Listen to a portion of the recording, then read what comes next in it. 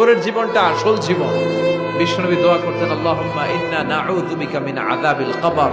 আল্লাহ, আমি আপনার কাছে কবরের আযাব থেকে পানাহ চাই, কবরের আযাব থেকে বাঁচতে চাই।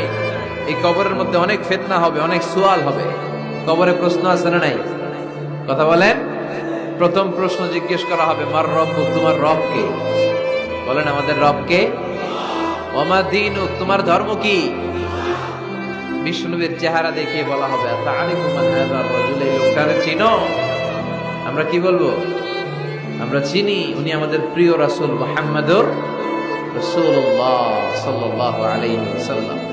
এরপরে জিজ্ঞেস করা হবে, এগুলো কোত্থেকে শিখলা? আমরা বলবো, কোরআন থেকে। ফায়ুফসাহু লাহু কবরুহু ৭০ যিরাআন। সুন্দর সুন্দর উত্তর করতে পারলে আপনার কবরটারে ৭০ হাত লম্বা করে দেয়া হবে। ইফতাহু লাহু বাবুন ইলাল জান্নাহ, জান্নাতের দিকে একটা দরজা লাগিয়ে